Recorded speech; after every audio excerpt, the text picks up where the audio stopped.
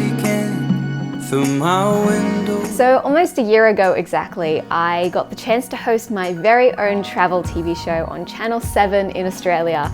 It was so much fun. Never in my life did I ever think that I would get the chance, and let alone in this country that I love so much. So when they emailed me and asked if I wanted to film another episode of Going Solo in Japan, of course I said yes immediately.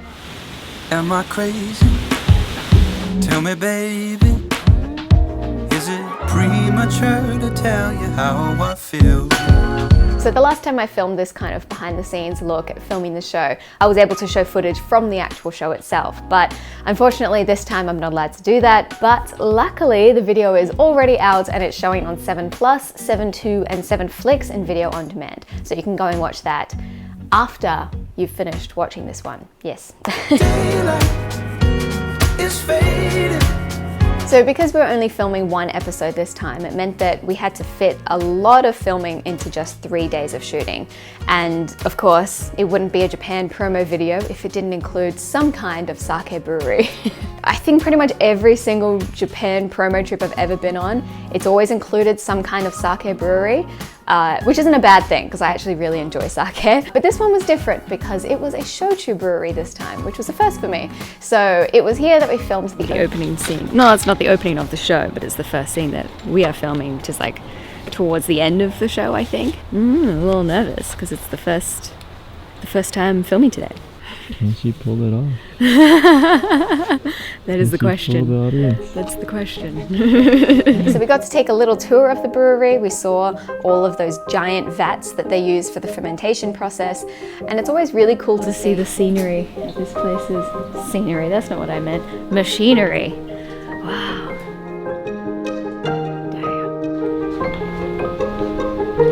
It takes so many people to set up one scene. So much equipment. So much money. If you've never drunk shochu before, it's definitely got a much stronger, like alcohol kind of taste, and you can really feel the warmth of it as it goes down your throat. I feel like I'm getting a little bit tipsy. It's a lot of sake at 11 o'clock in the morning. So obviously, with this being the first thing that we shot, I was very nervous, therefore I made many mistakes. We've only shot like 3 scenes. Let go of my nerves, and it's also freezing cold inside, so that doesn't really help, but like trying not to let my voice quiver is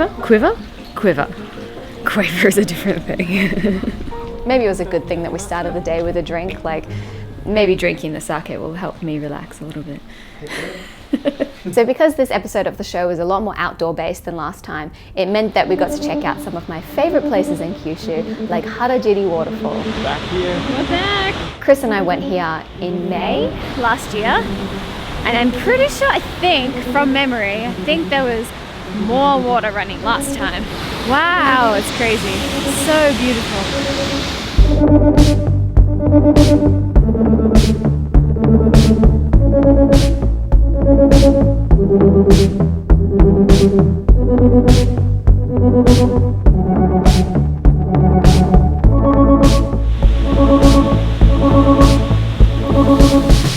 There were still entire empires of California highway I wanted to share with you. And it was here that we filmed the opening for the whole show. And that was definitely the hardest part. Last time for sure. So it's the first impression that the audience gets of you, so you just want people to like you, you know? You don't want them to switch off immediately.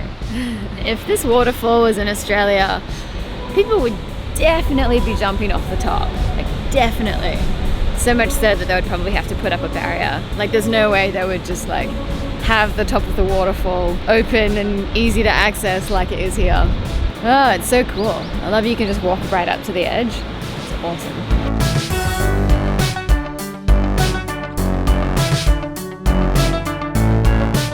All in all, a beautiful place to end the first day of the shoot. Oh, really went 2 places today. Oh boy, I'm so tired.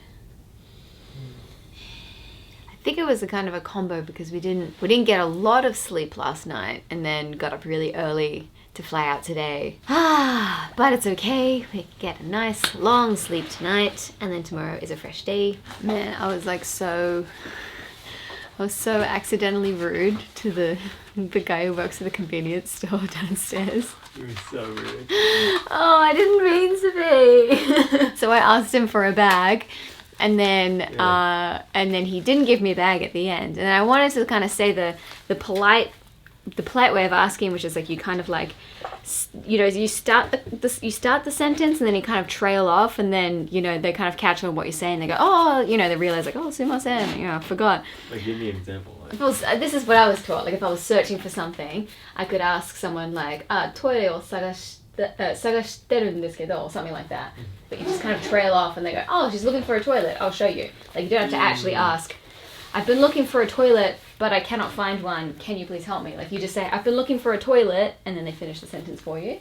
That's what I thought was like a polite thing to do, or like the polite way to kind of ask something. So I wanted to say like, fukuro wa, like trail off, and then he realized like, oh, I forgot the bag, but it just came out as fukuro wa, which I basically just said like, where's my bag? So rude. I didn't mean to. Fukuro onegai shite mo ii desu ka? Is that right? Yeah. Okay, well, next time. Where's my bag? Where's my bag? Anyway, tomorrow's a new day. Where's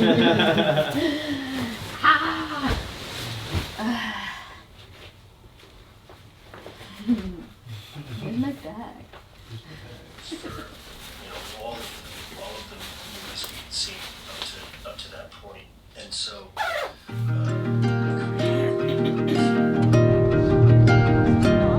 Day 2 of the shoot started with the most beautiful morning drive through the mountains, where we ended up at Kuju National Park, or part of it, and it's snowing here. Whoa. Talking shit about my camera? No, not yet. I'm getting to that.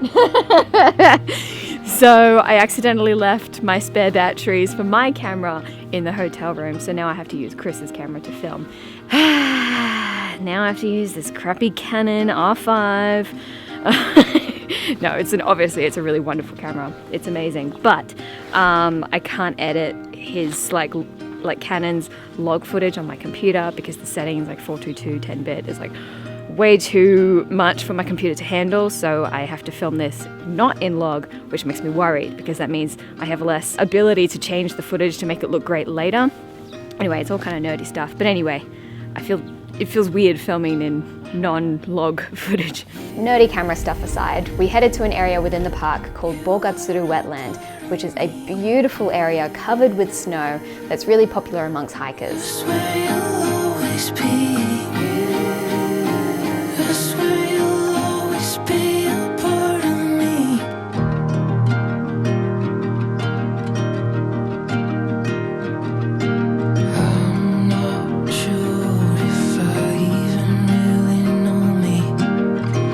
I think if this was my trip here, it wouldn't have been too bad, but since there was a lot of waiting around to set up the camera and that kind of thing, it meant that I got cold so quickly. So many layers. Got some heat tech, I have a fleece, and then have a vest, and then I have my over-the-top jacket, and I'm wearing 2 pairs of pants. So many layers. I'm trying to not look cold on camera. hi. So at the end of this little hike, we reached an onsen hut called Hokkien Sanso Onsen, which is a hot spring based at almost 1,300 meters high, making it the highest elevated onsen in all of Kyushu. And after standing in the snow for a few hours, I was so happy to get to warm up in an onsen. I'm so excited because it's so cold. Hi.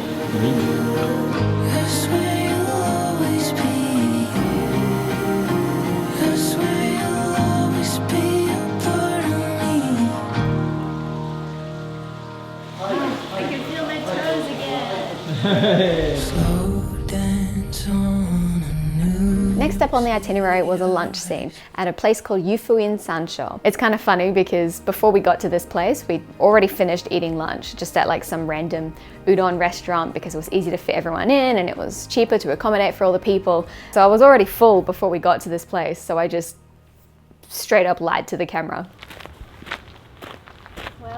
lunchtime and I am starving.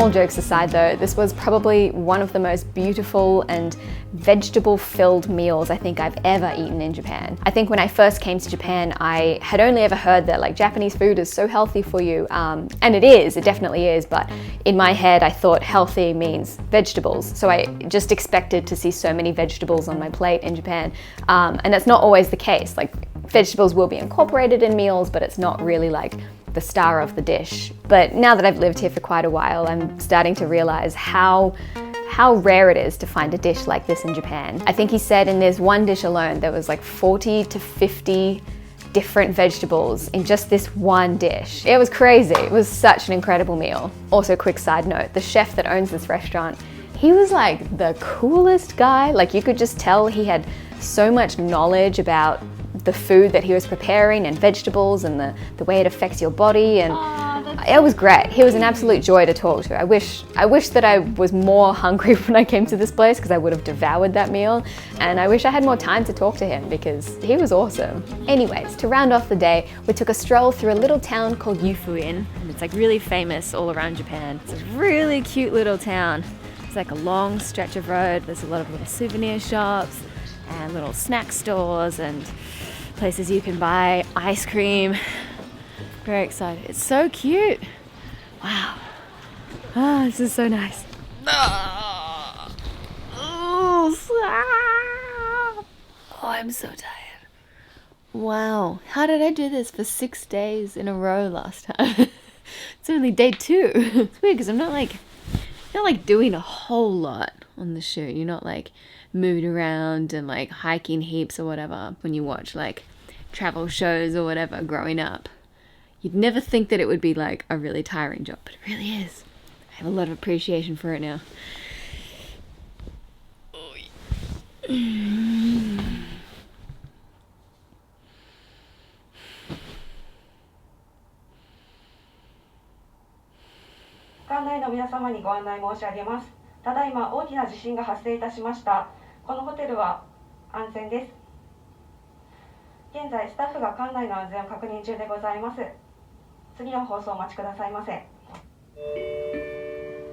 What a shock. What a way to wake up at 1 a.m. I was having a bad dream already. Japan has a pretty good like earthquake warning system, but oh my gosh, the alarm sound on your phone is like, It's terrifying. oh my god, it's so terrifying. See if I can find it online and play it right now. Wow. Oh. Ah.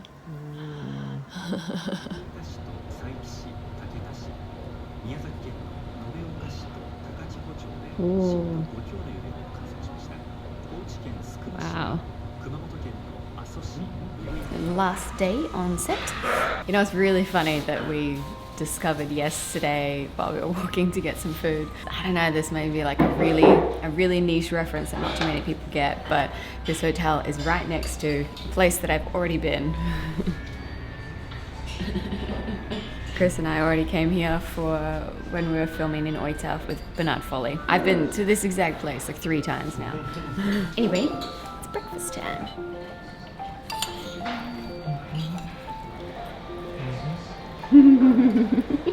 Well, after that very eventful night's sleep, we headed to the first location on the last day of the shoot and found the cutest little kitty cat.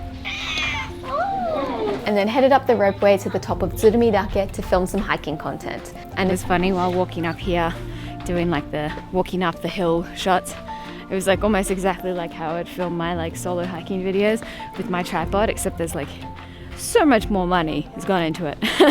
So at the top of this mountain in winter, they have something called hoarfrost or ice flowers. And it was really freaking cool to see, man. Like it absolutely changes the landscape, like the look of it. It looks so unique and interesting. Such a stunning view at the top. Damn! What an absolutely beautiful day.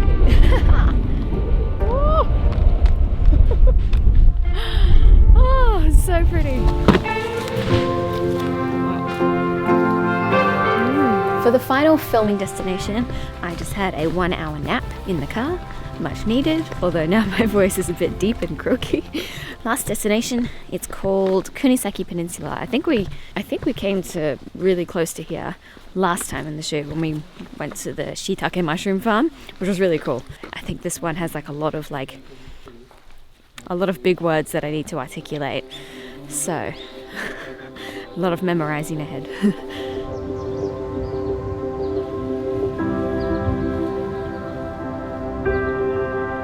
Even in winter, I found this hike to be so beautiful. It's really cool that you get to just see little Historical things along the way. So pretty. It reminds me a lot of Koyasan, and I think that they call this Koyasan of the West, which makes a lot of sense. It's like a very historical, culturally significant kind of bushwalk hike in this area. Very cool.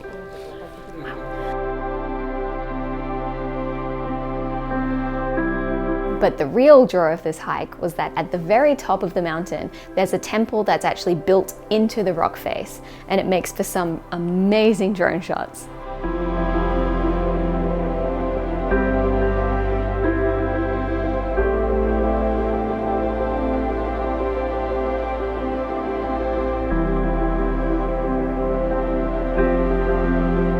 So inside the temple, one of the monks took me through, I'm probably going to butcher this description, but like a traditional prayer ritual, which involved chanting and singing and fire and like hitting me on the back of the neck with a book. It was a whole thing. It was so interesting to see. And it was here that I filmed my final closing statement for the whole show. And this was definitely the hardest part of the whole shoot. It's hard to try to get all of my thoughts together into one final comment, especially because you have to get like the names of all the places right. And I got them right in that time, and I was like, I don't know, maybe we'll just go with that take. Maybe it could have been better, I don't know. Sabo Kotomuki Okue Biosphere Reserve.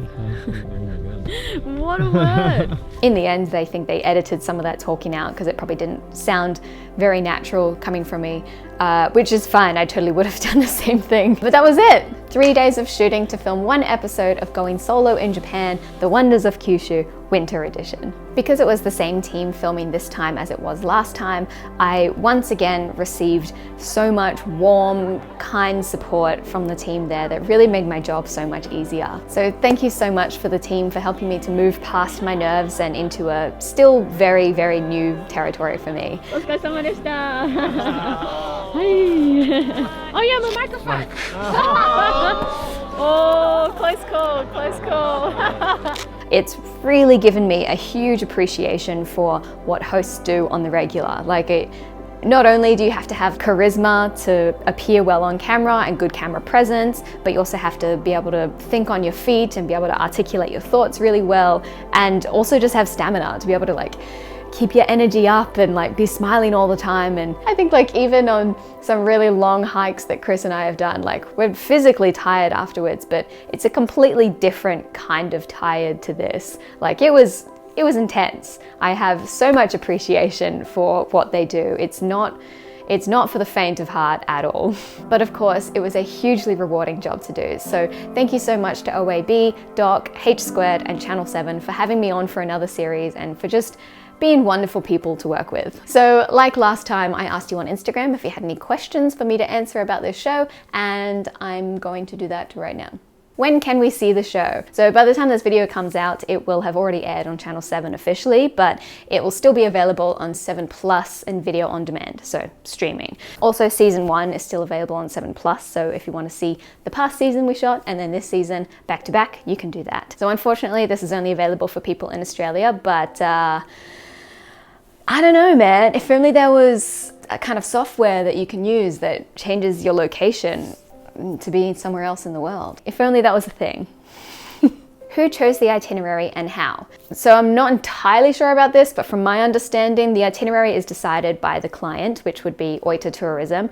But then, of course, they would have to check that with the production team to make sure it's possible to shoot there. And then they have to get shooting permission at all of the different places. I really do not envy the people that have to create the itinerary. It would be so difficult to make that all work and to be calling people and asking permission and trying to figure it out on a schedule, like with driving distance.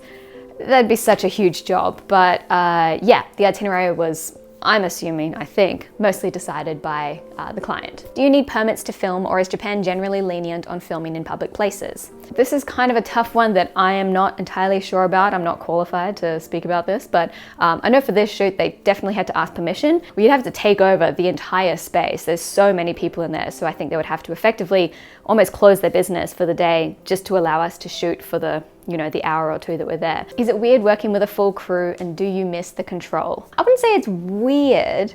I mean, I guess it is kind of weird compared to, you know, just me walking down the street holding my camera, because this time it's me walking down the street holding my camera, but then there's like 3 giant, really expensive cameras behind me and like 7 people walking down the street with me. So that part is kind of weird. But I mean, you get over that pretty quickly. In terms of control of shooting it, I don't mind not having control on this, because it's kind of like, well, it's out of my hands. Like, it's kind of like less work. Like, just tell me what to do and I will do it.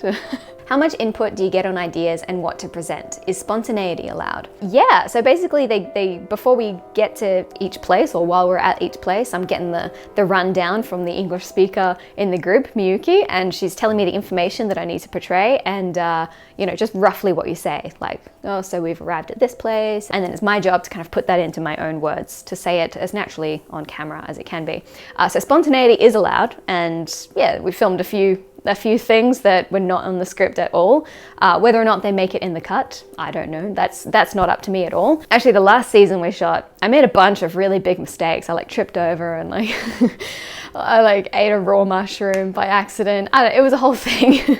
And I wish that they put it in the show, because I thought it was hilarious. But I mean, I don't know, for whatever reason, maybe it just didn't flow right with that edit, or maybe they didn't want to convey the wrong, you know, mood at these places, so they cut that out of the final shot. But yeah, the spontaneity is definitely allowed, and many mistakes were made and will always be made, I'm pretty sure.